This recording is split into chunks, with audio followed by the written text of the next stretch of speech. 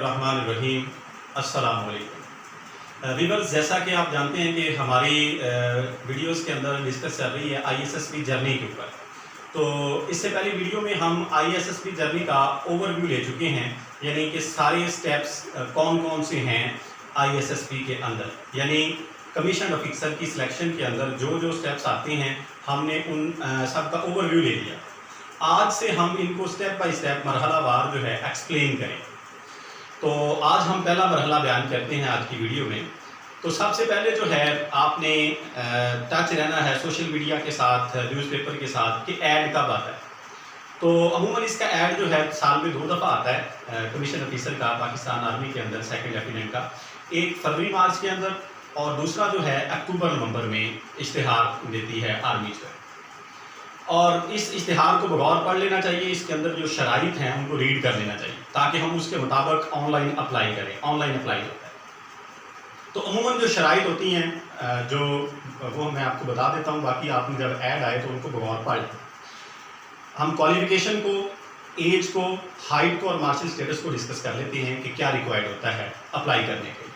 तो क्वालिफिकेशन जो है वो इंटर रिक्वायर्ड होती है, यानी FA या FSC फर्स्ट डिवीज़न के साथ, यानी 60% मार्क्स का होना ज़रूरी है। बिलो 60% मार्क्स जो है वो आप अप्लाई नहीं कर सकते इस पोस्ट के।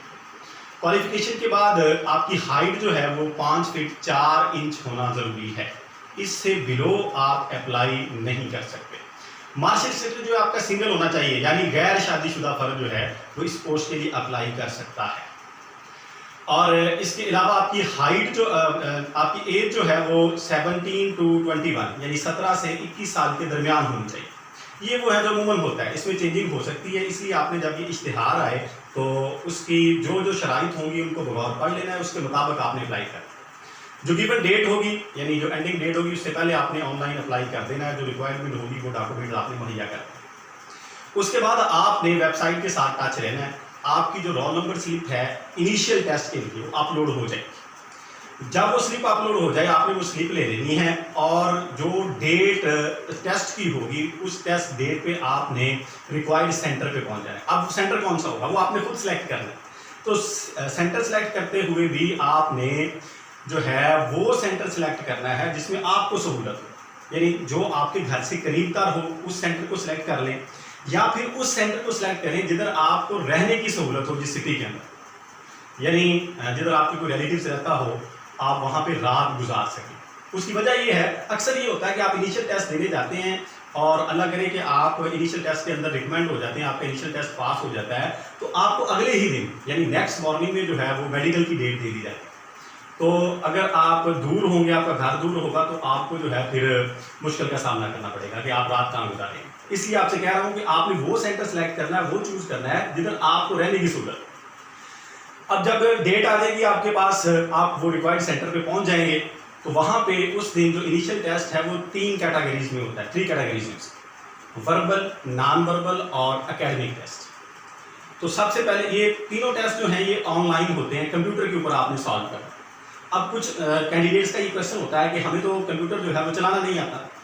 वैसे आज के दौर में मोस्टली लोग जो है वो चला लेते हैं, लेकिन अगर किसी ने नहीं कभी चलाया तो उसके लिए भी कोई इतनी परेशानी की बात नहीं है।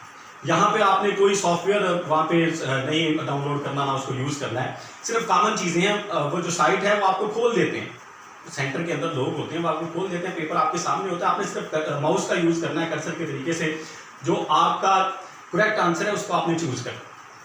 अब हम बारी बारी इन तीनों टेस्ट को डिस्कस कर लेते हैं। वर्बल टेस्ट क्या है? वर्बल है आपकी न्यूमेरिकल सीरीज, यानी नंबर की सीरीज होती है। फॉर एग्जांपल 1 3 5 7, आगे डैश होती है और नीचे आंसर होते हैं 9 10 11 के आएगा, तो आपने वो चूज करना होता है करेक्ट आंसर। ये इस तरह सिंपल नंबर भी हो सकते हैं, फ्रैक्शन में भी हो सकते हैं ओवर के अंदर, और मल्टीप्लिकेशन में भी हो सकते हैं। लेट्स सपोज कि 1 के बाद आ जाए 4 और 4 के बाद आ जाए 7 7 के बाद 10, और या फिर ये आ जाए 2 के बाद 5 5 के बाद 11 11 के बाद 23 नेक्स्ट क्या। इस तरीके से आपने इसकी तैयारी कर लेनी है, आपको वर्बल सीरीज जो है वो पुर करना आती है। अब इसके क्वेश्चंस कितने होते हैं? क्वेश्चन मोस्टली जो है 80 to 90 यानी 80 से 90 के दरमियान क्वेश्चंस होते हैं और आपके पास हाफ आवर टाइम होता है, आधा घंटा। आधे घंटे में आपने 80 से 90 क्वेश्चन सॉल्व करना है। अब आप जब सॉल्व कर रहे हैं ऐसा तो नहीं होगा कि आपको सारे क्वेश्चन आते हैं, कुछ क्वेश्चन ऐसे होंगे जो आपको नहीं आते, उनका आपने क्या करना है, तो उनको आपने एक दफ़ा छोड़ देना है, नेक्स्ट क्वेश्चन को सॉल्व कर लेना है। जो क्वेश्चन आप छोड़ देंगे वो आपकी कंप्यूटर की स्क्रीन पे एक साइड पे शो होते रहेंगे। यानी टाइम आपने वेस्ट नहीं करना, यानी ये नहीं कि आपको क्वेश्चन नहीं आता आप उसी को लेके बैठे हैं और पेपर आपका जो आगे आपको क्वेश्चन आते हैं वो भी रहे। आपने वो क्वेश्चन करते जाना है, जो आपको आते हैं, जो नहीं आते वो छोड़ते जाएंगे। उनको हम जब पेपर कंप्लीट हो जाएगा तो उसके एंड पे सॉल्व कर लेंगे, साइड पे जो गिवन होंगे हम ये ऑप्शन होता है, हम उनको दोबारा हल कर सकते हैं। हाफ आवर के बाद जब टाइम एंड हो जाएगा, पेपर आपका सबमिट हो जाएगा, तो फौरी उसका रिजल्ट स्क्रीन पे आ जाएगा, सक्सेसफुल या फिर अनसक्सेसफुल। अगर तो आप अनफॉर्चुनेटली अनसक्सेसफुल हो जाएंगे तो नेक्स्ट टेस्ट आपकी स्क्रीन पे आपके कंप्यूटर पे ओपन नहीं होगा, आप वापस आ जाएंगे। और वो कैंडिडेट्स जिनका फर्स्ट टेस्ट यानी वर्बल टेस्ट रिकमेंड हो जाएगा, पास हो जाएगा, वो नेक्स्ट टेस्ट उनका ओपन हो जाएगा स्क्रीन पे, और वो टेस्ट है नॉन वर्बल। अब नॉन वर्बल के अंदर भी सीरीज होती हैं, लेकिन वो न्यूमेरिकल सीरीज नहीं होती, नंबर की सीरीज नहीं होती, वो डायग्राम की सीरीज होती है। लेट्स सपोज उसके अंदर एरो है, एरो अप साइड है, फिर वो राइट साइड है, फिर डाउन साइड है, नेक्स्ट पे आएगा, लाजमी बात है वो लेफ्ट साइड पे जाएगा। इस तरह की सीरीज हो सकती हैं, या फिर एक डायग्राम बनी हुई है और उसका कोई पार्ट मिस है, यानी एक पूरी डायग्राम के अंदर उसको फिल किया हुआ है, वो उसकी शेप बना के, और कुछ हिस्सा उसका एक जो है वो मिस है, और नीचे वो हिस्सा जो मिस है वो नीचे तीन या चार जो आपको आंसर दिए गए ऑप्शन उनमें मौजूद है। आपने सिलेक्ट करना है कि कौन सा इस डायग्राम में फिट है। ये नॉन वर्बल टेस्ट है, और इसके भी 80 to 90 क्वेश्चन होते हैं, और टाइम भी उतना है 30 मिनट्स होते हैं। आपने 30 मिनट्स में इनको भी सॉल्व करना है। तरीक़ाकार वही अपनाना है जो आपने वर्बल में अपनाया। जो क्वेश्चन आपको आते हैं उनको फौरी सॉल्व करते जाएं, और जो नहीं आते उनको छोड़ते जाएं, ताकि हमारा जो टाइम है वो वेस्ट ना हो और हमारा पेपर कंप्लीट हो जाए। आपने खास तौर पे टाइमिंग का ख्याल करना है। कैंडिडेट अक्सर इस वजह से रह जाते हैं क्योंकि क्वेश्चन सॉल्व नहीं होते, उनको आते भी होते हैं, वो जो नहीं आता उसको लेके बैठ जाते हैं। इसलिए आपने टाइमिंग का ख्याल करना है, और इसका भी रिजल्ट फौरी तौर पे सामने आ जाएगा, सक्सेसफुल या फिर अनसक्सेसफुल। अनसक्सेसफुल का आगे जो एकेडमिक टेस्ट है ओपन नहीं होता, और जो सक्सेसफुल हैं वो आगे एकेडमिक टेस्ट उनका ओपन हो जाएगा। अब एकेडमिक टेस्ट क्या है?